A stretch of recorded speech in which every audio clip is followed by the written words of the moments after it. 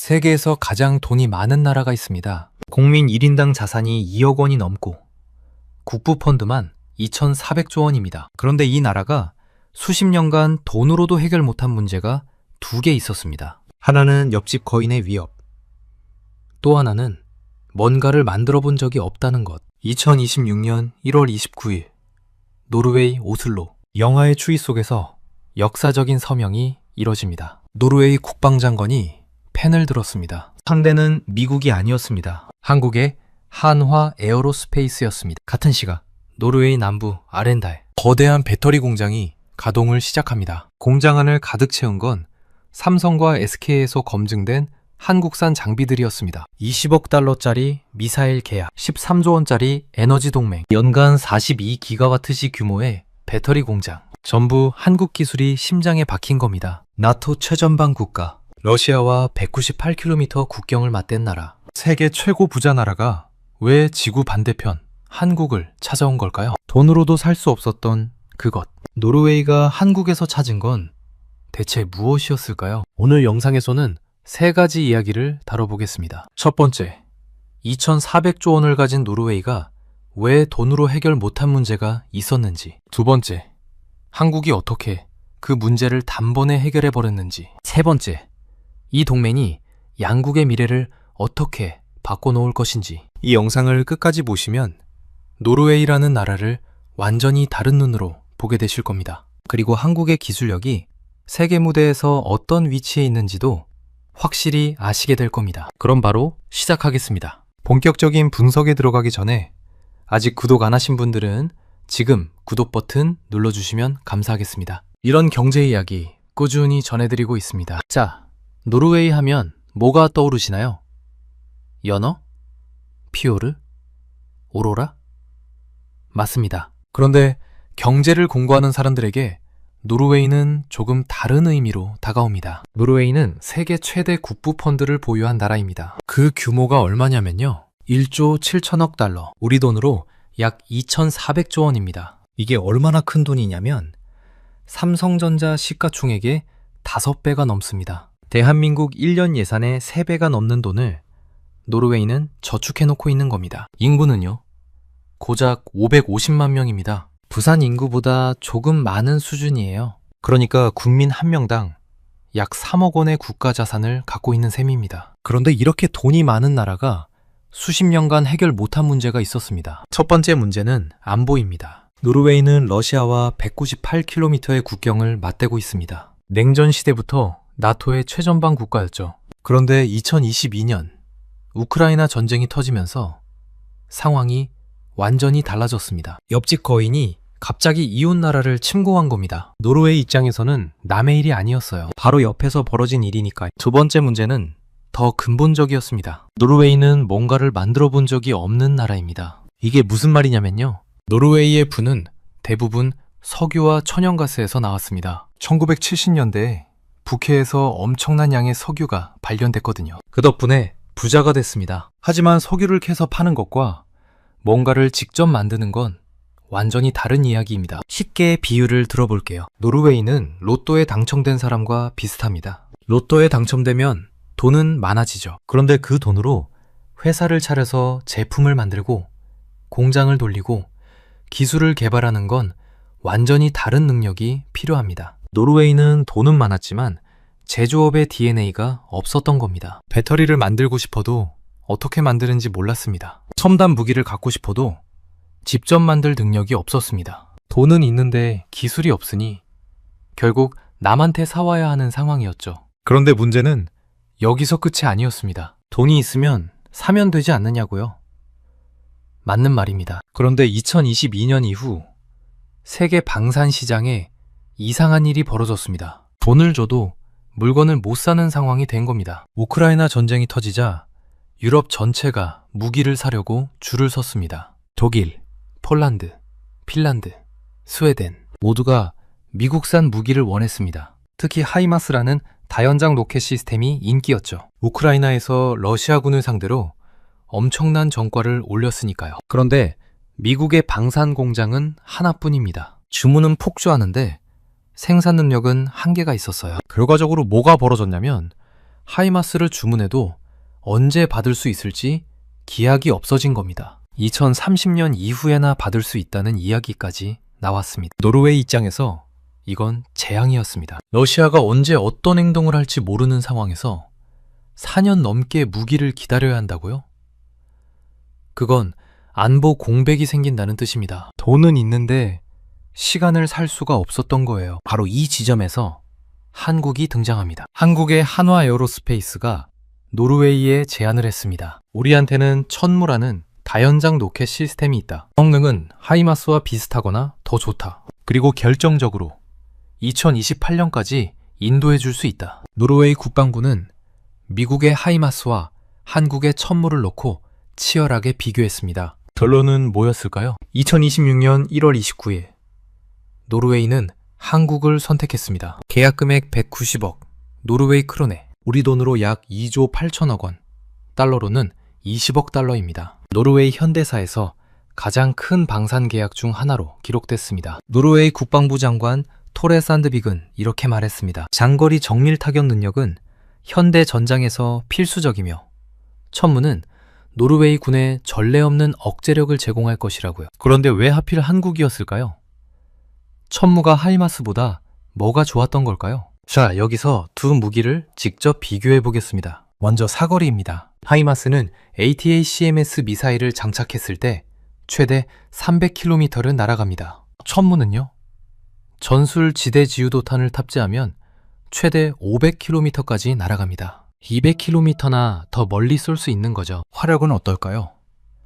하이마스는 포드가 하나입니다. 한 번에 6발을 쏠 수 있어요. 천무는 포드가 2개입니다. 한 번에 12발을 쏠 수 있습니다. 같은 시간에 2배의 화력을 퍼부을 수 있다는 뜻이죠. 그리고 결정적인 차이, 인도 시기입니다. 하이마스는 생산 적체로 2030년 이후에나 받을 수 있습니다. 천무는 2028년부터 인도가 시작됩니다. 최소 2년, 길게는 4년 이상 빨리 받을 수 있는 겁니다. 여기에 한화 에어로스페이스가 한 가지 제안을 더했습니다. 절충 교역이라고 하는 건데요. 쉽게 말해서 우리한테 무기를 사면 그 돈의 일부를 너희 나라에 다시 투자해주겠다는 겁니다. 한화가 제안한 절충 교역 규모가 얼마였냐면요. 계약액의 120%입니다. 20억 달러를 받으면 24억 달러어치를 노르웨이에 투자하겠다는 거예요. 받은 것보다 더 많이 돌려주겠다는 파격적인 조건이었습니다. 그런데 여기서 끝이 아닙니다. 한화 에어로스페이스는 또 하나의 카드를 꺼냈습니다. 천무 미사일의 생산을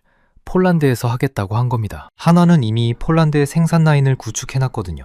폴란드도 한국에서 천무를 대량 구매한 나라입니다. 이게 왜 중요하냐면요. 노르웨이 입장에서는 비유럽권 국가에서 무기를 산다는 정치적 부담이 있었습니다. 그런데 생산은 유럽에서 한다? 그러면 이야기가 달라지죠. 유지 보수도 빠르고 탄약 공급도 신속해집니다. 지리적으로 가까우니까요. 정리하면 이렇습니다. 노르웨이는 돈으로 시간을 살 수 없었습니다. 미국한테 돈을 줘도 4년 넘게 기다려야 했으니까요. 그런데 한국은 달랐습니다. 한국은 돈을 주면 2년 안에 물건을 줄 수 있었습니다. 결국 노르웨이가 한국에서 산 건 무기가 아니었습니다. 시간을 산 겁니다. 안보의 시간, 생존의 시간, 돈으로도 살 수 없었던 그 시간을 한국의 빠른 생산 능력이 만들어준 겁니다. 자, 여기서 잠깐 정리하고 넘어가겠습니다. 노르웨이가 한국을 선택한 이유. 첫째, 성능이 좋았습니다. 사거리 500km, 화력 2배. 둘째, 빨랐습니다. 2028년 인도 가능. 셋째, 조건이 좋았습니다. 계약액의 120% 절충교역. 넷째, 유럽 내 생산으로 정치적 부담까지 해결. 이 정도면 선택 안 할 이유가 없죠. 그런데 노르웨이와 한국의 협력은 방산에서 끝나지 않았습니다. 사실 더 충격적인 이야기는 지금부터입니다. 노르웨이 남부에 아렌달이라는 도시가 있습니다. 인구 4만 5천 명의 작은 해안 도시예요. 이 조용한 도시에서 2026년 1월 역사적인 일이 벌어졌습니다. 모로배터리라는 회사의 기가팩토리가 본격 가동을 시작한 겁니다. 모로배터리는 노르웨이의 배터리 스타트업입니다. 유럽에서 자체적으로 배터리를 생산하겠다는 야심찬 목표를 가지고 설립됐죠. 그런데 문제가 있었습니다. 앞서 말씀드렸듯이 노르웨이는 뭔가를 만들어 본 적이 없는 나라입니다. 배터리를 만들고 싶다는 열정은 있었지만 어떻게 만드는지는 몰랐어요. 설계도만 있고 실제로 지을 줄 모르는 건축가 같은 상황이었죠. 그래서 모로 배터리는 한국을 찾았습니다. 삼성 SDI와 SK온의 생산 라인에서 검증된 한국 기업들의 장비를 도입하기로 한 겁니다. 한국의 2차 전지 장비 회사들이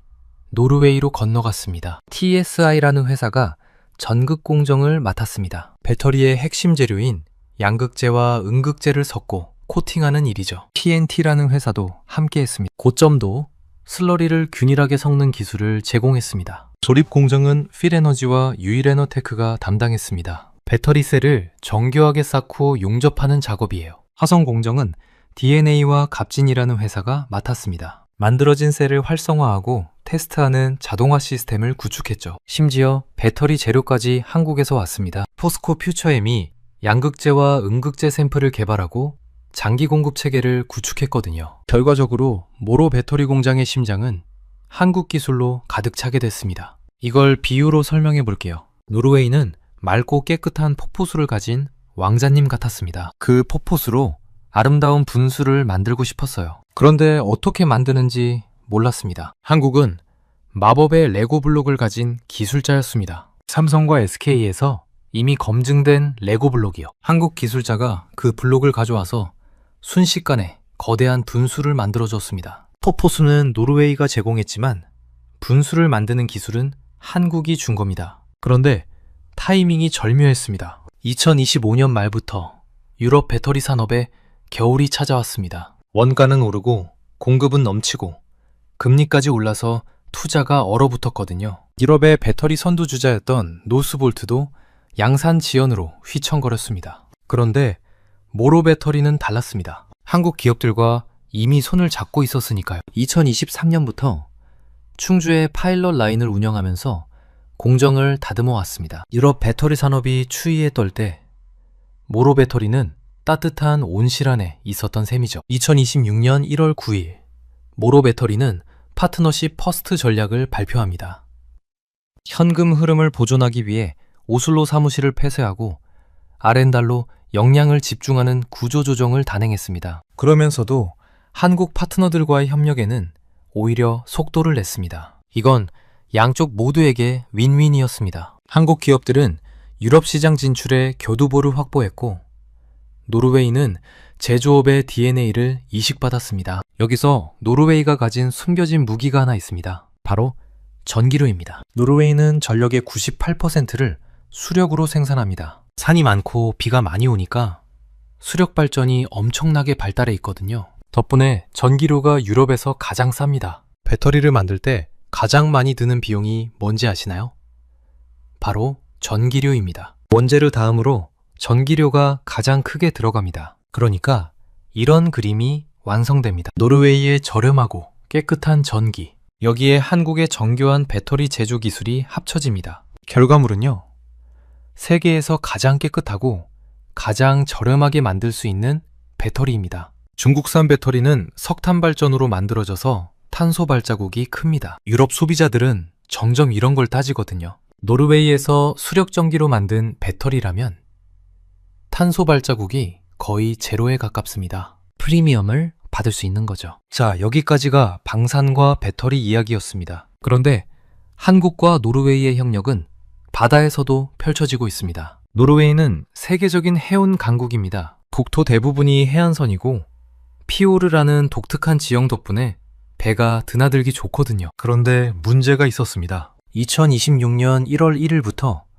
노르웨이에서 새로운 규제가 시행됐습니다. 피오르 내 제로 에미션 의무화. 쉽게 말해서 피오르 안에서는 배기가스를 뿜는 배를 운항할 수 없게 된 겁니다. 이건 노르웨이 해운업계에 큰 충격이었습니다. 기존 디젤 선박은 피오르에 못 들어갑니다. 전기 선박이나 수소 선박으로 바꿔야 해요. 그런데 비용이 엄청나게 듭니다. 게다가 노르웨이는 인건비가 세계에서 가장 높은 나라 중 하나입니다. 선원 비용만 해도 어마어마하죠. 환경 규제는 강화되는데 인건비는 비싸고 기존 배는 못 쓰게 되고 이대로 가면 노르웨이 연안물류가 무너질 수도 있는 상황이었습니다. 여기서 또 한국이 등장합니다. 한국 조선업계가 내놓은 해결책은 두 가지였습니다. 첫째, 친환경 선박. 둘째, 자율운항 선박. 먼저 친환경 선박입니다. 삼성중공업과 하나오션이 LNG 추진 선박, 전기 추진 선박 기술을 노르웨이에 공급하기 시작했습니다. 배기가스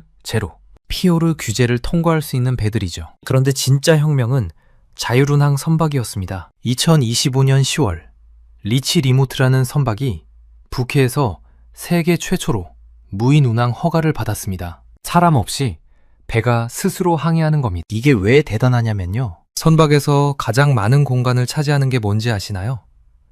선원들이 먹고 자는 거주구역입니다. 브릿지라고 하는 조종실도 꽤 큰 공간을 차지하죠. 자율운항 선박은 이 공간이 필요 없습니다. 사람이 안 타니까요. 그 공간을 전부 화물칸으로 바꿀 수 있습니다. 적재 공간이 15% 이상 늘어납니다. 거기다 AI가 최적의 경로를 찾아줍니다. 사람은 경험과 감에 의존해서 항로를 정합니다. AI는 수만 개의 데이터를 분석해서 가장 연료를 적게 쓰는 경로를 찾아냅니다. 에너지 효율이 극대화되는 거죠. 인건비 절감에, 적재량 증가에, 연료비 절감까지 노르웨이 해운업계가 살아남을 수 있는 유일한 해법이었습니다. 삼성중공업의 SVSL이라는 시스템이 노르웨이 선박들에 탑재되기 시작했습니다. AI 기반 선박 지능형 시스템이에요. 하나오션도 비슷한 기술을 공급하고 있습니다. 재미있는 건 한국 조선업계가 이제 배만 파는 게 아니라는 겁니다. 배를 움직이는 두뇌까지 파는 거예요. 하드웨어인 선체뿐만 아니라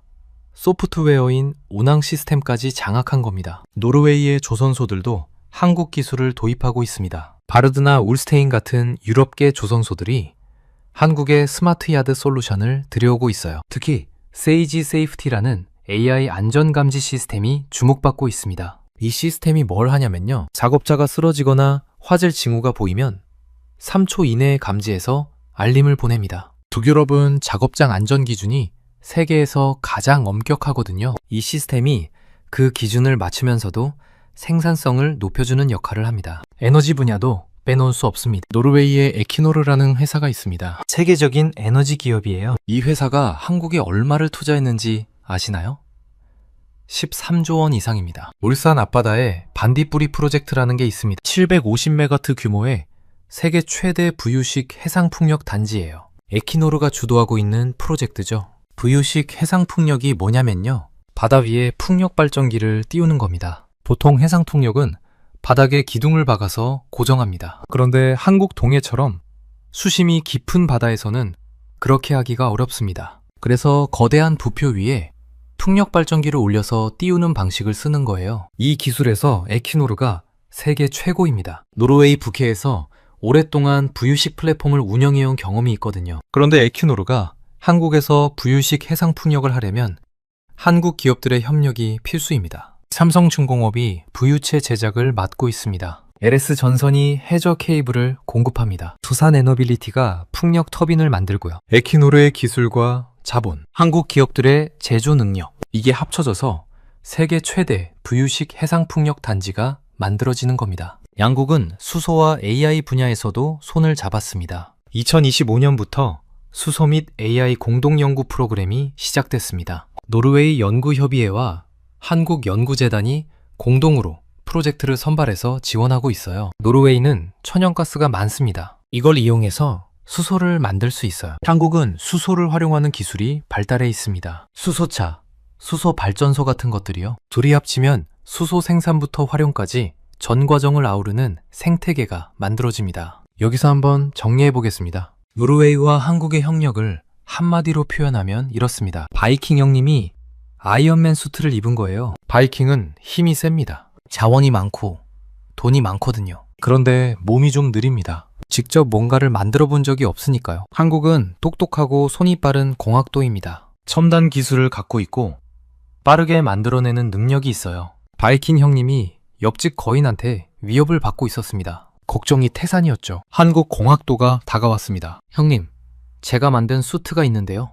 500km 밖까지 볼 수 있는 렌즈가 달려있고 번개처럼 빠른 로켓도 달려있습니다. 이거 입으시면 자리에 앉아서도 마을을 지킬 수 있어요. 바이킹 형님이 그 수트를 입었습니다. 이제 옆집 거인이 함부로 못합니다. 돈으로도 살 수 없었던 빠른 발을 한국 기술이 선물해 준 겁니다. 배터리도 마찬가지입니다. 바이킹 형님은 맑고 깨끗한 폭포수를 갖고 있었습니다. 노르웨이의 수력전기죠. 이걸로 빛나는 보석을 만들고 싶었는데 어떻게 만드는지 몰랐어요. 한국 기술자가 마법의 레고 블록을 가져왔습니다. 삼성과 SK에서 검증된 배터리 제조 장비요. 순식간에 거대한 보석 공장을 지었습니다. 이제 전 세계 사람들이 이 공장에서 나온 보석을 사려고 줄을 섭니다. 세상에서 가장 깨끗한 보석이니까요. 폭포수는 노르웨이가 줬지만 보석 만드는 비법은 한국이 준 겁니다. 그런데 이 협력이 더 의미 있는 이유가 있습니다. 노르웨이는 유럽에서도 까다롭기로 유명한 나라입니다.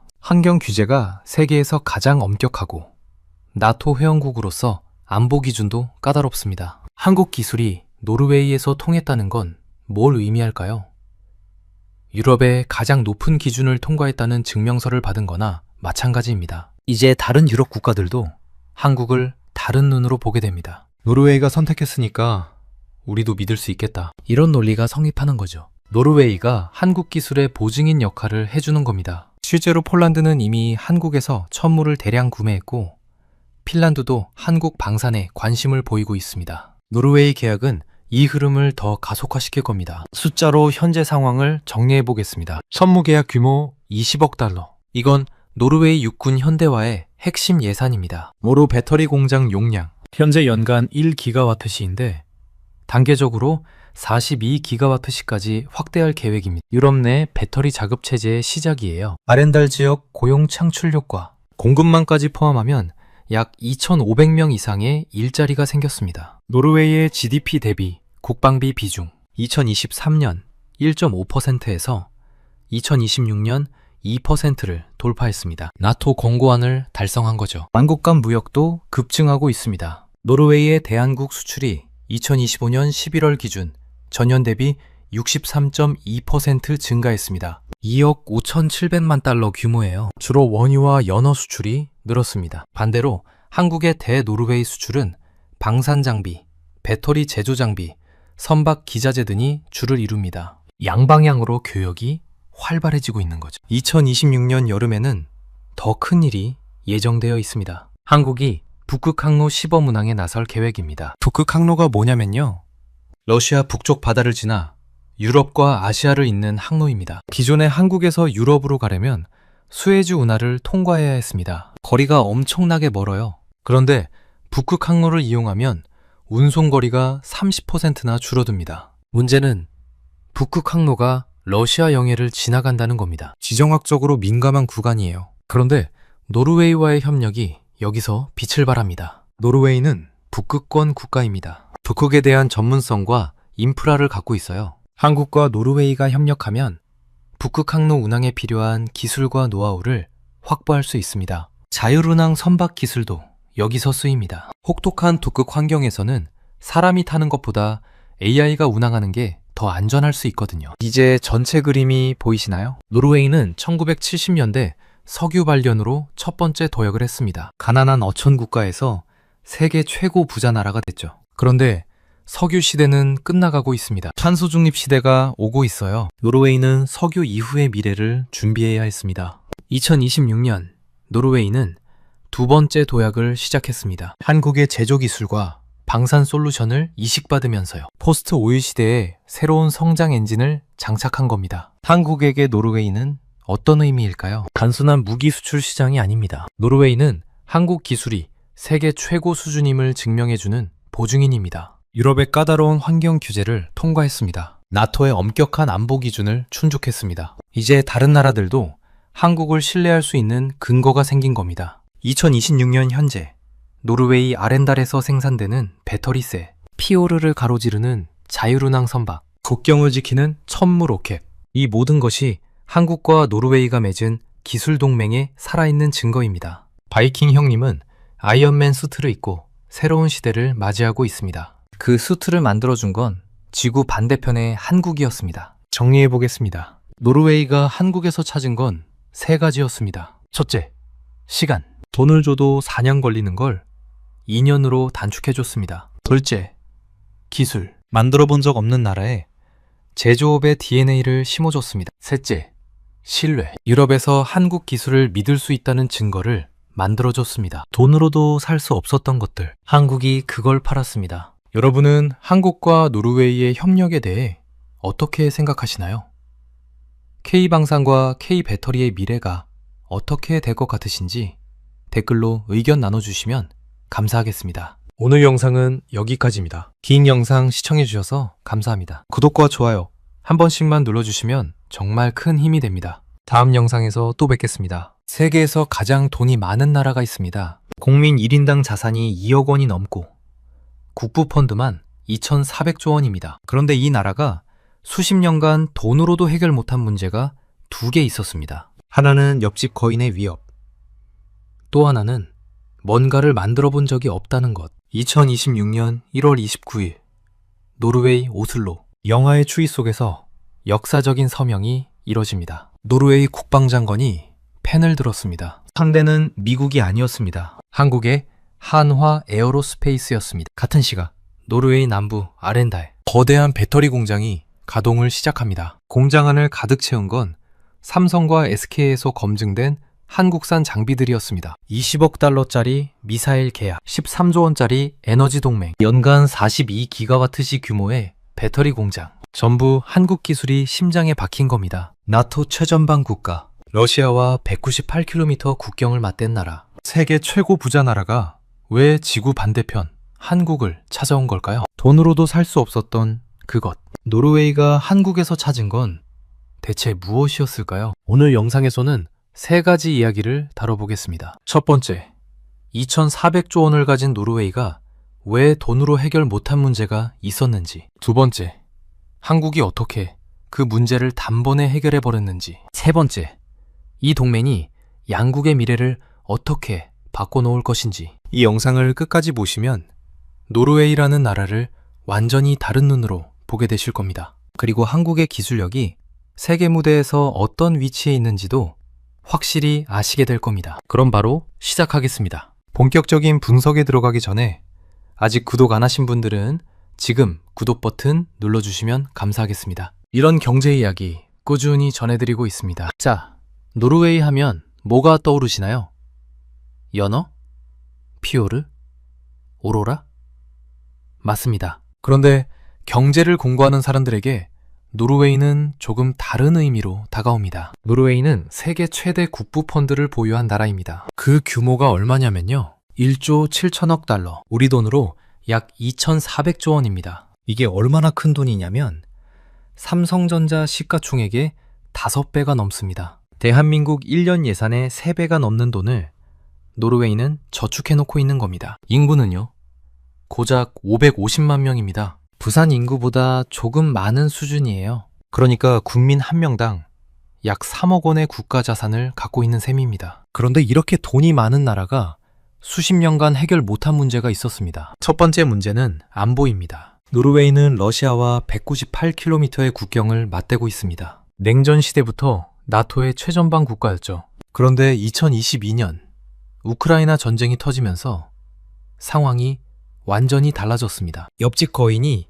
갑자기 이웃 나라를 침공한 겁니다. 노르웨이 입장에서는 남의 일이 아니었어요. 바로 옆에서 벌어진 일이니까요. 두 번째 문제는 더 근본적이었습니다. 노르웨이는 뭔가를 만들어 본 적이 없는 나라입니다. 이게 무슨 말이냐면요, 노르웨이의 부는 대부분 석유와 천연가스에서 나왔습니다. 1970년대에 북해에서 엄청난 양의 석유가 발견됐거든요. 그 덕분에 부자가 됐습니다. 하지만 석유를 캐서 파는 것과 뭔가를 직접 만드는 건 완전히 다른 이야기입니다. 쉽게 비유를 들어볼게요. 노르웨이는 로또에 당첨된 사람과 비슷합니다. 로또에 당첨되면 돈은 많아지죠. 그런데 그 돈으로 회사를 차려서 제품을 만들고 공장을 돌리고 기술을 개발하는 건 완전히 다른 능력이 필요합니다. 노르웨이는 돈은 많았지만 제조업의 DNA가 없었던 겁니다. 배터리를 만들고 싶어도 어떻게 만드는지 몰랐습니다. 첨단 무기를 갖고 싶어도 직접 만들 능력이 없었습니다. 돈은 있는데 기술이 없으니 결국 남한테 사와야 하는 상황이었죠. 그런데 문제는 여기서 끝이 아니었습니다. 돈이 있으면 사면 되지 않느냐고요? 맞는 말입니다. 그런데 2022년 이후 세계 방산 시장에 이상한 일이 벌어졌습니다. 돈을 줘도 물건을 못 사는 상황이 된 겁니다. 우크라이나 전쟁이 터지자 유럽 전체가 무기를 사려고 줄을 섰습니다. 독일, 폴란드, 핀란드, 스웨덴 모두가 미국산 무기를 원했습니다. 특히 하이마스라는 다연장 로켓 시스템이 인기였죠. 우크라이나에서 러시아군을 상대로 엄청난 전과를 올렸으니까요. 그런데 미국의 방산 공장은 하나뿐입니다. 주문은 폭주하는데 생산 능력은 한계가 있었어요. 결과적으로 뭐가 벌어졌냐면 하이마스를 주문해도 언제 받을 수 있을지 기약이 없어진 겁니다. 2030년 이후에나 받을 수 있다는 이야기까지 나왔습니다. 노르웨이 입장에서 이건 재앙이었습니다. 러시아가 언제 어떤 행동을 할지 모르는 상황에서 4년 넘게 무기를 기다려야 한다고요? 그건 안보 공백이 생긴다는 뜻입니다. 돈은 있는데 시간을 살 수가 없었던 거예요. 바로 이 지점에서 한국이 등장합니다. 한국의 한화 에어로스페이스가 노르웨이에 제안을 했습니다. 우리한테는 천무라는 다연장 로켓 시스템이 있다. 성능은 하이마스와 비슷하거나 더 좋다. 그리고 결정적으로 2028년까지 인도해 줄 수 있다. 노르웨이 국방부는 미국의 하이마스와 한국의 천무를 놓고 치열하게 비교했습니다. 결론은 뭐였을까요? 2026년 1월 29일 노르웨이는 한국을 선택했습니다. 계약 금액 190억 노르웨이 크로네, 우리 돈으로 약 2조 8천억 원, 달러로는 20억 달러입니다. 노르웨이 현대사에서 가장 큰 방산 계약 중 하나로 기록됐습니다. 노르웨이 국방부 장관 토레 산드빅은 이렇게 말했습니다. 장거리 정밀 타격 능력은 현대 전장에서 필수적이며 천무는 노르웨이 군에 전례 없는 억제력을 제공할 것이라고요. 그런데 왜 하필 한국이었을까요? 천무가 하이마스보다 뭐가 좋았던 걸까요? 자, 여기서 두 무기를 직접 비교해 보겠습니다. 먼저 사거리입니다. 하이마스는 ATACMS 미사일을 장착했을 때 최대 300km를 날아갑니다. 천무는요? 전술 지대 지유도탄을 탑재하면 최대 500km까지 날아갑니다. 200km나 더 멀리 쏠 수 있는 거죠. 화력은 어떨까요? 하이마스는 포드가 하나입니다. 한 번에 6발을 쏠 수 있어요. 천무는 포드가 2개입니다. 한 번에 12발을 쏠 수 있습니다. 같은 시간에 2배의 화력을 퍼부을 수 있다는 뜻이죠. 그리고 결정적인 차이, 인도 시기입니다. 하이마스는 생산 적체로 2030년 이후에나 받을 수 있습니다. 천무는 2028년부터 인도가 시작됩니다. 최소 2년, 길게는 4년 이상 빨리 받을 수 있는 겁니다. 여기에 한화 에어로스페이스가 한 가지 제안을 더했습니다. 절충 교역이라고 하는 건데요. 쉽게 말해서 우리한테 무기를 사면 그 돈의 일부를 너희 나라에 다시 투자해주겠다는 겁니다. 한화가 제안한 절충 교역 규모가 얼마였냐면요. 계약액의 120%입니다. 20억 달러를 받으면 24억 달러어치를 노르웨이에 투자하겠다는 거예요. 받은 것보다 더 많이 돌려주겠다는 파격적인 조건이었습니다. 그런데 여기서 끝이 아닙니다. 한화 에어로스페이스는 또 하나의 카드를 꺼냈습니다. 천무 미사일의 생산을 폴란드에서 하겠다고 한 겁니다. 한화는 이미 폴란드의 생산 라인을 구축해놨거든요. 폴란드도 한국에서 천무를 대량 구매한 나라입니다. 이게 왜 중요하냐면요. 노르웨이 입장에서는 비유럽권 국가에서 무기를 산다는 정치적 부담이 있었습니다. 그런데 생산은 유럽에서 한다?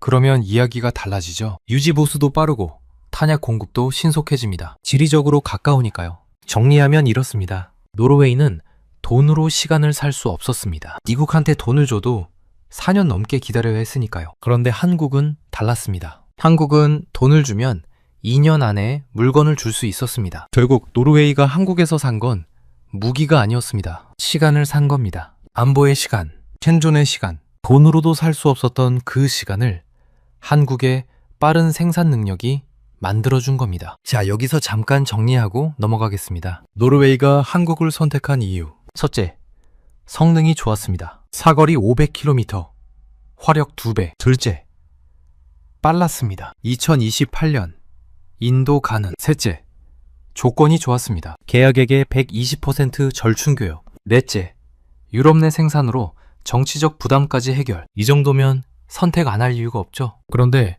노르웨이와 한국의 협력은 방산에서 끝나지 않았습니다. 사실 더 충격적인 이야기는 지금부터입니다. 노르웨이 남부에 아렌달이라는 도시가 있습니다. 인구 4만 5천 명의 작은 해안 도시예요. 이 조용한 도시에서 2026년 1월 역사적인 일이 벌어졌습니다. 모로배터리라는 회사의 기가팩토리가 본격 가동을 시작한 겁니다. 모로 배터리는 노르웨이의 배터리 스타트업입니다. 유럽에서 자체적으로 배터리를 생산하겠다는 야심찬 목표를 가지고 설립됐죠. 그런데 문제가 있었습니다. 앞서 말씀드렸듯이 노르웨이는 뭔가를 만들어 본 적이 없는 나라입니다. 배터리를 만들고 싶다는 열정은 있었지만 어떻게 만드는지는 몰랐어요. 설계도만 있고 실제로 지을 줄 모르는 건축과 같은 상황이었죠. 그래서 모로 배터리는 한국을 찾았습니다. 삼성 SDI와 SK온의 생산 라인에서 검증된 한국 기업들의 장비를 도입하기로 한 겁니다. 한국의 2차 전지 장비 회사들이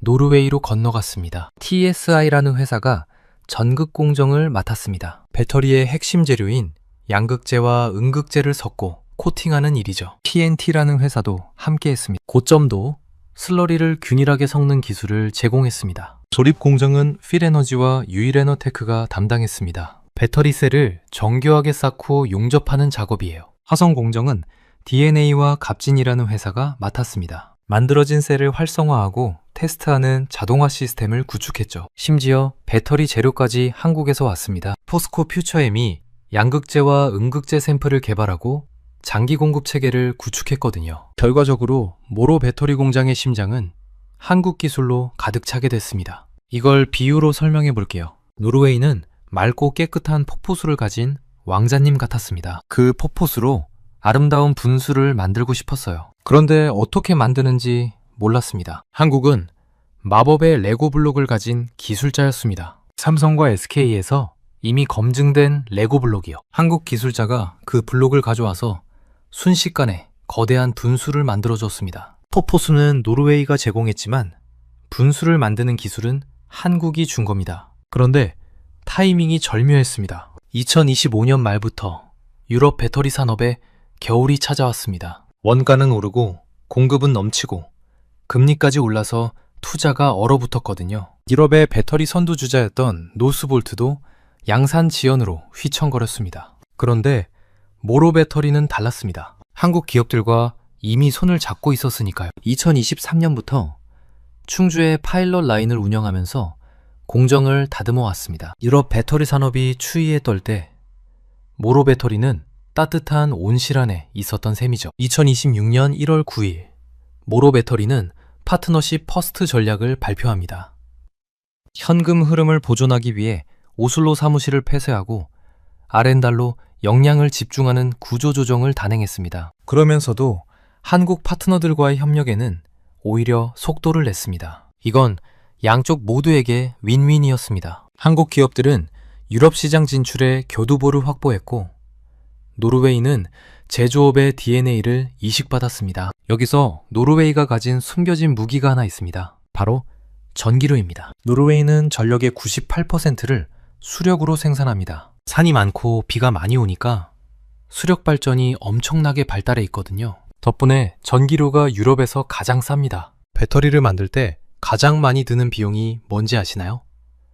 바로 전기료입니다. 원재료 다음으로 전기료가 가장 크게 들어갑니다. 그러니까 이런 그림이 완성됩니다. 노르웨이의 저렴하고 깨끗한 전기, 여기에 한국의 정교한 배터리 제조 기술이 합쳐집니다. 결과물은요, 세계에서 가장 깨끗하고 가장 저렴하게 만들 수 있는 배터리입니다. 중국산 배터리는 석탄 발전으로 만들어져서 탄소 발자국이 큽니다. 유럽 소비자들은 정점 이런 걸 따지거든요. 노르웨이에서 수력 전기로 만든 배터리라면 탄소 발자국이 거의 제로에 가깝습니다. 프리미엄을 받을 수 있는 거죠. 자, 여기까지가 방산과 배터리 이야기였습니다. 그런데 한국과 노르웨이의 협력은 바다에서도 펼쳐지고 있습니다. 노르웨이는 세계적인 해운 강국입니다. 국토 대부분이 해안선이고 피오르라는 독특한 지형 덕분에 배가 드나들기 좋거든요. 그런데 문제가 있었습니다. 2026년 1월 1일부터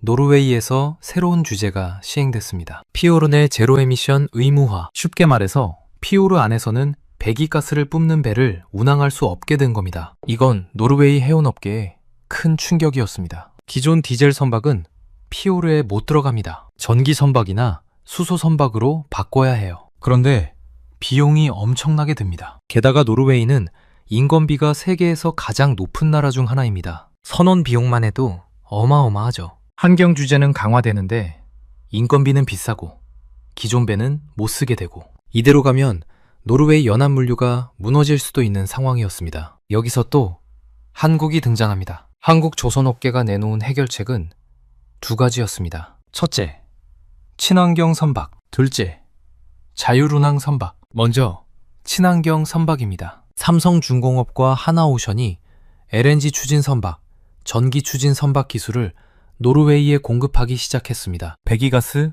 제로, 피오르 규제를 통과할 수 있는 배들이죠. 그런데 진짜 혁명은 자율운항 선박이었습니다. 2025년 10월 리치 리모트라는 선박이 북해에서 세계 최초로 무인 운항 허가를 받았습니다. 사람 없이 배가 스스로 항해하는 겁니다. 이게 왜 대단하냐면요. 선박에서 가장 많은 공간을 차지하는 게 뭔지 아시나요?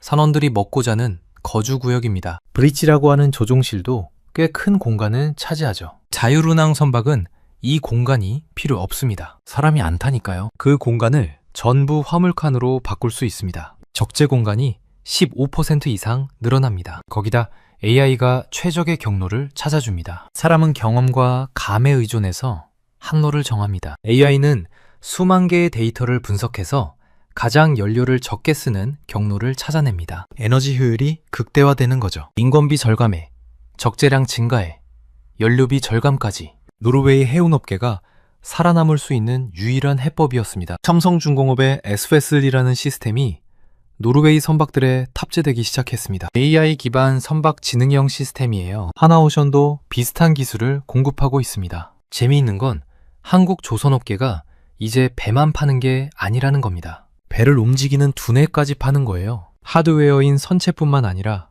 소프트웨어인 운항 시스템까지 장악한 겁니다. 노르웨이의 조선소들도 한국 기술을 도입하고 있습니다. 바르드나 울스테인 같은 유럽계 조선소들이 한국의 스마트 야드 솔루션을 들여오고 있어요. 특히 세이지 세이프티라는 AI 안전감지 시스템이 주목받고 있습니다. 이 시스템이 뭘 하냐면요. 작업자가 쓰러지거나 화재 징후가 보이면 3초 이내에 감지해서 알림을 보냅니다. 북유럽은 작업장 안전 기준이 세계에서 가장 엄격하거든요. 이 시스템이 그 기준을 맞추면서도 생산성을 높여주는 역할을 합니다. 에너지 분야도 빼놓을 수 없습니다. 노르웨이에 에키노르라는 회사가 있습니다. 세계적인 에너지 기업이에요. 이 회사가 한국에 얼마를 투자했는지 아시나요? 13조 원 이상입니다. 울산 앞바다에 반딧불이 프로젝트라는 게 있습니다. 750메가트 규모의 세계 최대 부유식 해상풍력 단지예요. 에키노르가 주도하고 있는 프로젝트죠. 부유식 해상풍력이 뭐냐면요. 바다 위에 풍력 발전기를 띄우는 겁니다. 보통 해상풍력은 바닥에 기둥을 박아서 고정합니다. 그런데 한국 동해처럼 수심이 깊은 바다에서는 그렇게 하기가 어렵습니다. 그래서 거대한 부표 위에 풍력 발전기를 올려서 띄우는 방식을 쓰는 거예요. 이 기술에서 에키노르가 세계 최고입니다. 노르웨이 북해에서 오랫동안 부유식 플랫폼을 운영해온 경험이 있거든요. 그런데 에키노르가 한국에서 부유식 해상풍력을 하려면 한국 기업들의 협력이 필수입니다. 삼성중공업이 부유체 제작을 맡고 있습니다. LS 전선이 해저 케이블을 공급합니다. 두산에너빌리티가 풍력 터빈을 만들고요. 에키노르의 기술과 자본, 한국 기업들의 제조 능력, 이게 합쳐져서 세계 최대 부유식 해상풍력 단지가 만들어지는 겁니다. 양국은 수소와 AI 분야에서도 손을 잡았습니다. 2025년부터 수소 및 AI 공동연구 프로그램이 시작됐습니다. 노르웨이 연구협의회와 한국연구재단이 공동으로 프로젝트를 선발해서 지원하고 있어요. 노르웨이는 천연가스가 많습니다. 이걸 이용해서 수소를 만들 수 있어요. 한국은 수소를 활용하는 기술이 발달해 있습니다. 수소차, 수소 발전소 같은 것들이요. 둘이 합치면 수소 생산부터 활용까지 전 과정을 아우르는 생태계가 만들어집니다. 여기서 한번 정리해 보겠습니다. 노르웨이와 한국의 협력을 한마디로 표현하면 이렇습니다. 바이킹 형님이 아이언맨 수트를 입은 거예요. 바이킹은 힘이 셉니다. 자원이 많고 돈이 많거든요. 그런데 몸이 좀 느립니다. 직접 뭔가를 만들어 본 적이 없으니까요. 한국은 똑똑하고 손이 빠른 공학도입니다. 첨단 기술을 갖고 있고 빠르게 만들어내는 능력이 있어요. 바이킹 형님이 옆집 거인한테 위협을 받고 있었습니다. 걱정이 태산이었죠. 한국 공학도가 다가왔습니다. 형님, 제가 만든 수트가 있는데요.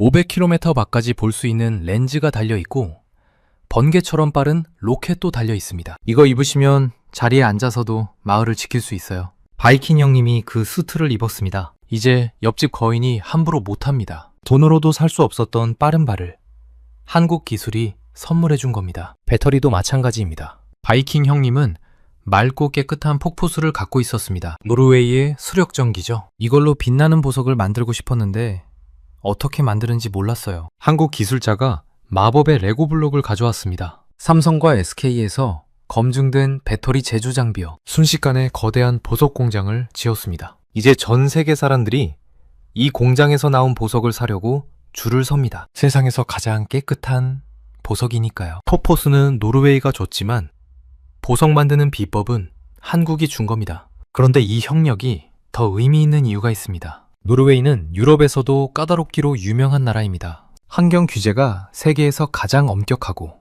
나토 회원국으로서 안보 기준도 까다롭습니다. 한국 기술이 노르웨이에서 통했다는 건 뭘 의미할까요? 유럽의 가장 높은 기준을 통과했다는 증명서를 받은 거나 마찬가지입니다. 이제 다른 유럽 국가들도 한국을 다른 눈으로 보게 됩니다. 노르웨이가 선택했으니까 우리도 믿을 수 있겠다. 이런 논리가 성립하는 거죠. 노르웨이가 한국 기술의 보증인 역할을 해주는 겁니다. 실제로 폴란드는 이미 한국에서 천물을 대량 구매했고 핀란드도 한국 방산에 관심을 보이고 있습니다. 노르웨이 계약은 이 흐름을 더 가속화시킬 겁니다. 숫자로 현재 상황을 정리해 보겠습니다. 선무 계약 규모 20억 달러. 이건 노르웨이 육군 현대화의 핵심 예산입니다. 모로 배터리 공장 용량 현재 연간 1기가와트시인데 단계적으로 42기가와트시까지 확대할 계획입니다. 유럽 내 배터리 작업 체제의 시작이에요. 아렌달 지역 고용 창출 효과 공급망까지 포함하면 약 2,500명 이상의 일자리가 생겼습니다. 노르웨이의 GDP 대비 국방비 비중 2023년 1.5%에서 2026년 2%를 돌파했습니다. 나토 공고안을 달성한 거죠. 양국 간 무역도 급증하고 있습니다. 노르웨이의 대한국 수출이 2025년 11월 기준 전년 대비 63.2% 증가했습니다. 2억 5,700만 달러 규모예요. 주로 원유와 연어 수출이 늘었습니다. 반대로 한국의 대노르웨이 수출은 방산 장비, 배터리 제조 장비, 선박 기자재 등이 주를 이룹니다. 양방향으로 교역이 활발해지고 있는 거죠. 2026년 여름에는 더 큰 일이 예정되어 있습니다. 한국이 북극 항로 시범 운항에 나설 계획입니다. 북극 항로가 뭐냐면요.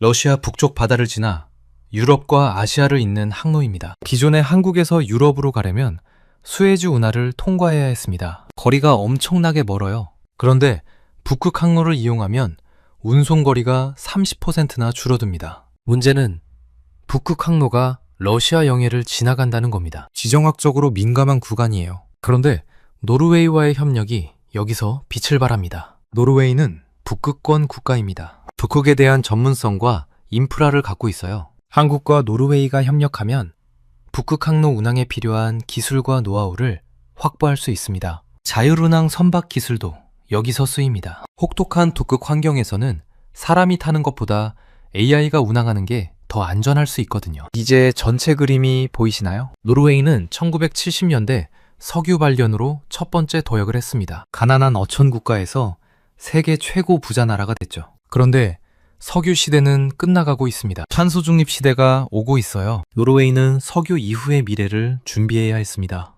2026년 노르웨이는 두 번째 도약을 시작했습니다. 한국의 제조 기술과 방산 솔루션을 이식받으면서요. 포스트 오일 시대에 새로운 성장 엔진을 장착한 겁니다. 한국에게 노르웨이는 어떤 의미일까요? 단순한 무기 수출 시장이 아닙니다. 노르웨이는 한국 기술이 세계 최고 수준임을 증명해주는 보증인입니다. 유럽의 까다로운 환경 규제를 통과했습니다. 나토의 엄격한 안보 기준을 충족했습니다. 이제 다른 나라들도 한국을 신뢰할 수 있는 근거가 생긴 겁니다. 2026년 현재 노르웨이 아렌달에서 생산되는 배터리세, 피오르를 가로지르는 자율운항 선박, 국경을 지키는 천무 로켓, 이 모든 것이 한국과 노르웨이가 맺은 기술 동맹의 살아있는 증거입니다. 바이킹 형님은 아이언맨 수트를 입고 새로운 시대를 맞이하고 있습니다. 그 수트를 만들어준 건 지구 반대편의 한국이었습니다. 정리해보겠습니다. 노르웨이가 한국에서 찾은 건 세 가지였습니다. 첫째,